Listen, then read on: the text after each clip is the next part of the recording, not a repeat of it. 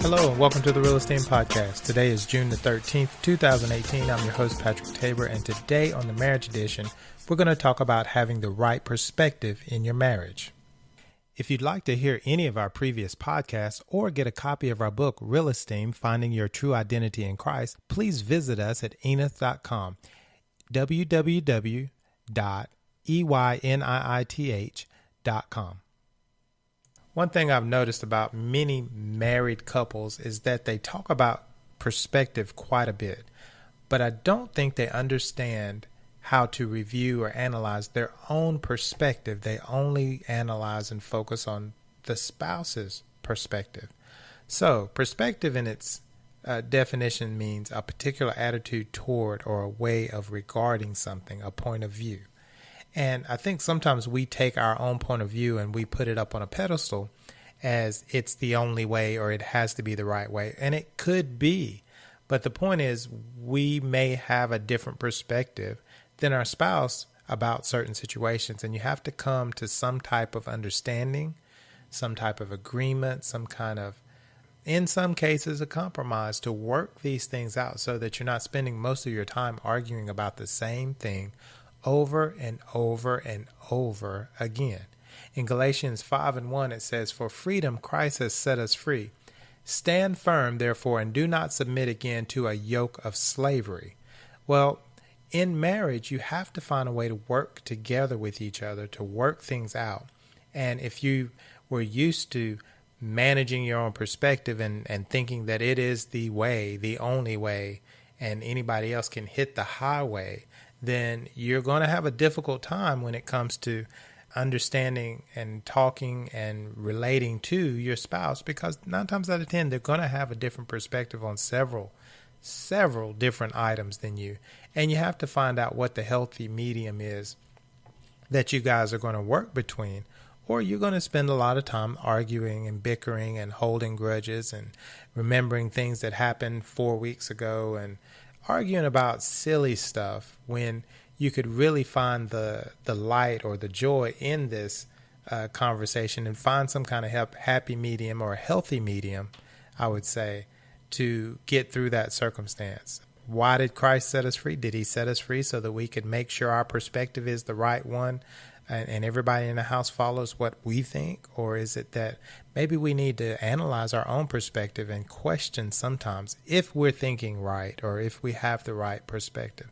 Sometimes things that you grew up with, circumstances that occurred, people who hurt you, things that didn't work out, all of these things can affect your perspective.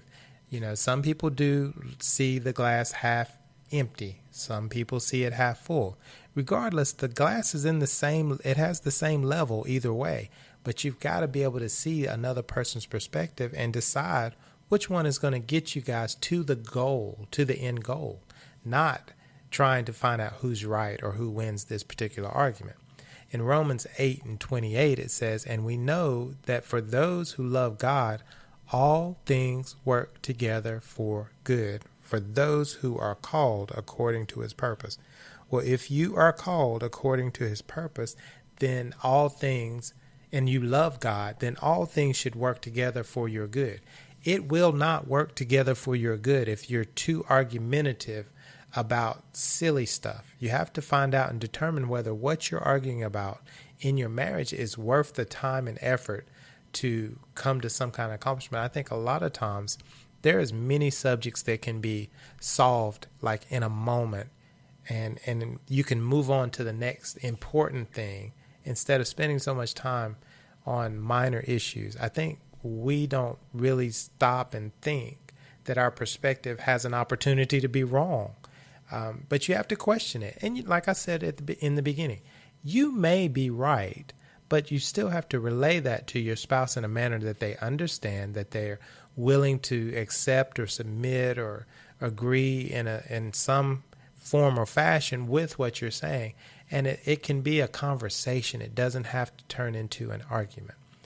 In Proverbs 14:12, it says, "There is a way that seems right to a man, but its end is the way to death."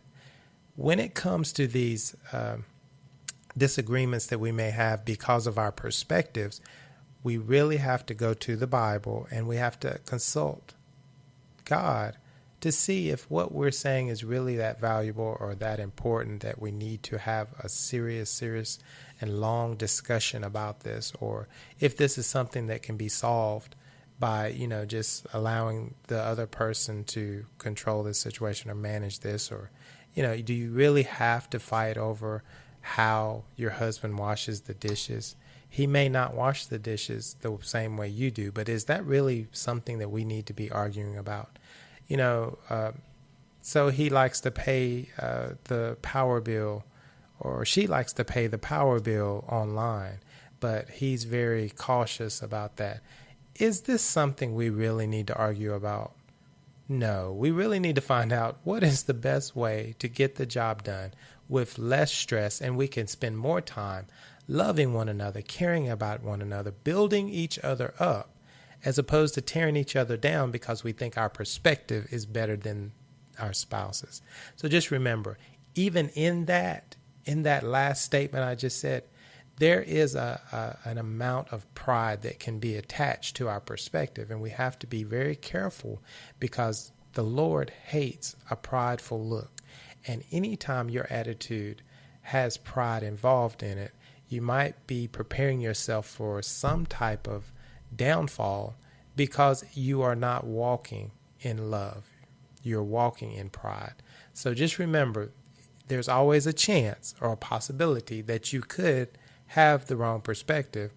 Make sure that you and your spouse's perspective line up as much as possible, and just work through the minutia so that you can get to a happy marriage. I hope you got something out of this today. Be blessed. Grace and peace.